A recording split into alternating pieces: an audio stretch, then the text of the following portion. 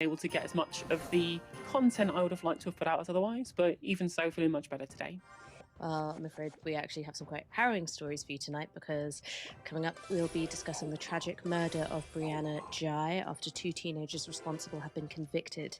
More on the junior doctor's dispute with the health secretary making a mess of the morning media round, and a look at a tech company that was disrupted by activists this morning over their support for Israel's war on Gaza. Stay tuned for all of that. Let's go to our first story. Military service is compulsory for most Israelis when they turn 18.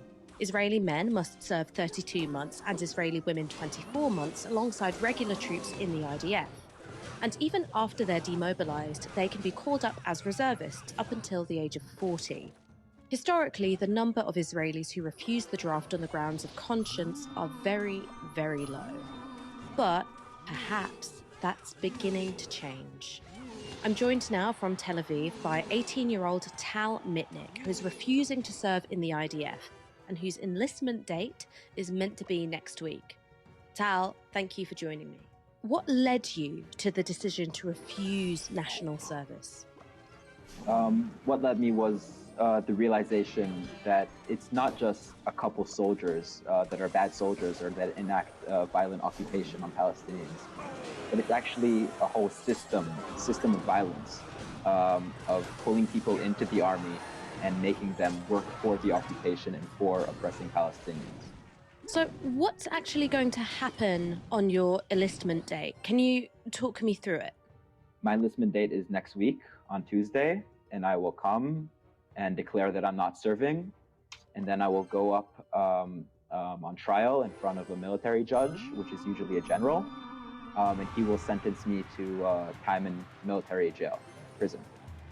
You've been an activist with Youth Against Dictatorship, and in September of this year signed a letter along with over 280 people saying that you're going to refuse the draft.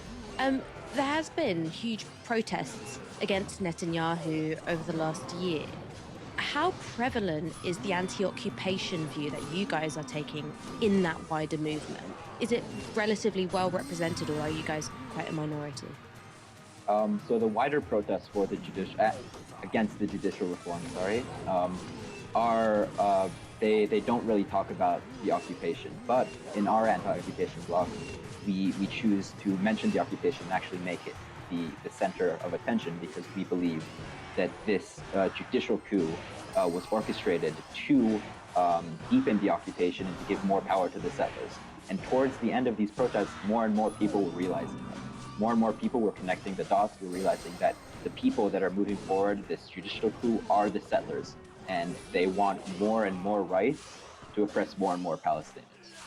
And we were definitely making an impact. We were definitely getting and going into the main protest, and people were hearing our message and also joining the anti-occupation blog.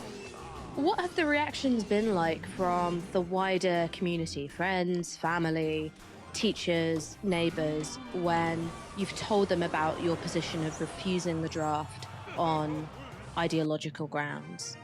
I'm very blessed